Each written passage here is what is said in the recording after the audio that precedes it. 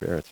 Do you remember there was a show recently where we were talking about this list of Americans' top holiday dreads? You found it fantastically boring. Mm-hmm. So I've decided to revisit it to finish it, but I'll do it fast. Let's hear it. The number one thing that most Americans fear most about the holidays, crowds and long lines, and then gaining weight, then getting into debt, gift shopping, traveling, seeing certain relatives, seasonal music, disappointing gifts, having to attend holiday parties, having to be nice, and holiday tipping. Having to be nice, that'd be my one. You know, Doesn't seem to slow you down. No. You know your dick when you hear this from your wife at least a baker's dozen times a year. Be nice. Jackie's coming over. Be nice. Now, what does that specifically mean? Say hi? Adam, stop being such an asshole and start listening to people.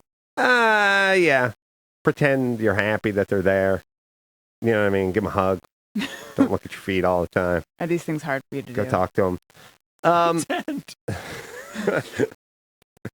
Well, you know, the thing is, I don't know.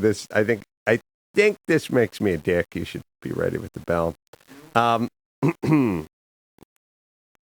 am sort of two people how they should. I feel like you earn it or you don't with me. I'm just a fucking garden variety dick, and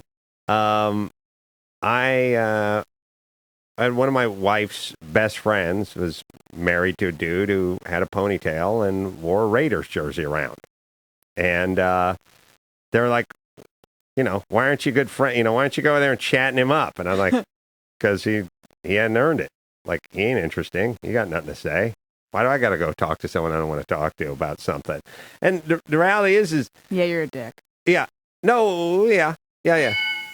Well... It's not about what kind of car do you drive or how much money you make. It's not about your education. It's like, are you bringing something to the party? Do you have something interesting to talk about? You tell me this guy did a couple tours in Iraq. I want to talk to that guy. I want to find out like what's going on. You tell me that this guy is a geology major and learned how to work an espresso machine and get a gig on Friends. I want to talk to that guy. I'm curious. Not because he's rich or famous or anything. Just something. Right. And look, I'll give you a good example. What if a guy just showed up at a party in a Klan hood? And he was... Is he single? I know you turned on to the white supremacists. What I mean is there are people who, if you saw, a swastika tattooed on their neck, you would avoid. Yes. We can all agree that. Yes. And then we can all agree if we saw Harrison Ford and he said, I'd like to chat you up, you'd be like, oh, my God, this is fun. I want to talk, right? Where'd my clothes go? We can... we know if the guy is holding a Nobel Peace Prize versus swastika on the neck, well, we can go, okay, I don't want to talk to that guy. And this guy has a Nobel Peace Prize, so I would be curious to talk to this guy. Then there's everyone in between. Right. Right? It's unfortunate there are so fucking many people in between, and small talk involves having to pretend to be interested in them, which is why I tend to avoid a lot of functions. In between doesn't always mean negative in between. There's a couple people that are just a couple notches below the guy with the Nobel Peace Prize.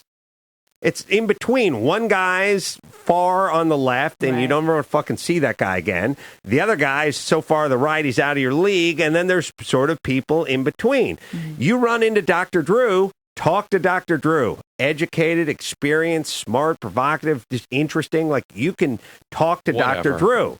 The dude with the ponytail and the Raiders jersey.